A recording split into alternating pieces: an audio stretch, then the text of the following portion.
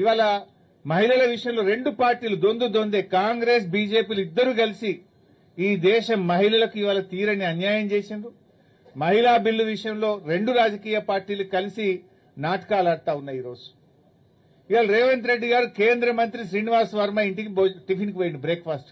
ఒకవైపు ఏం జరుగుతుంది, బీజేపీ ఏమో మహిళా బిల్లుకు కాంగ్రెస్ మద్దతు ఇయ్యలేదు, కాంగ్రెస్ నాయకుల ఇండ్లు ముట్టడించండి అని బీజేపీ పిలుపునిస్తుంది. రేవంత్ రెడ్డి ఏమో ఆ కేంద్ర మంత్రి ఇంటికి టిఫిన్ కి పోతాడు పొద్దుగాల. ఏం నాటకాలు ఆడుతున్నారు మీరు?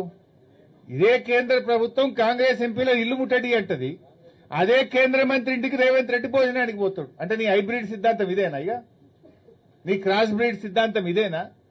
నాకైతే ఆ రాహుల్ గాంధీకి సోనియా గాంధీ గారికి అర్థమవుతుందో లేదో నాకు అర్థమైతలేదు.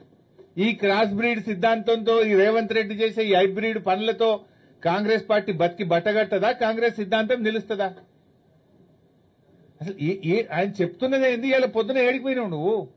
ఇవాళ దేశమంతా కాంగ్రెస్ నాయకుల ఇల్లు బీజేపీలు ముట్టడిస్తుండ్రు, నువ్వేమో కేంద్ర మంత్రి ఇంటికి టిఫిన్కి పోతున్నావు. అంటే నీ విధానం ఏంది? నీ పద్ధతి ఏంది? అసలు మీ పోరాటంలో ఉండే డ్రామాలు ఏందో ప్రజలకు అర్థమైతలేవా?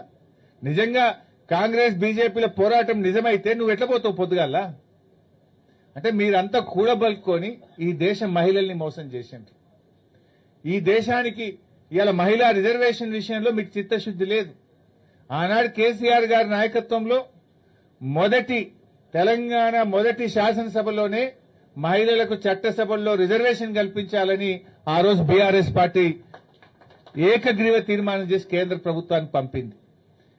బీజేపీ మీద నెపం పెట్టి కాంగ్రెస్ తప్పించుకునే ప్రయత్నం చేసింది, కాంగ్రెస్ మీద నెపం పెట్టి ఇలా బీజేపీ తప్పించుకునే ప్రయత్నం చేస్తుంది. రెండు పార్టీలు కలిసి ఈ దేశం మహిళలకు ఇలా తీరని అన్యాయం చేస్తా ఉన్నారు.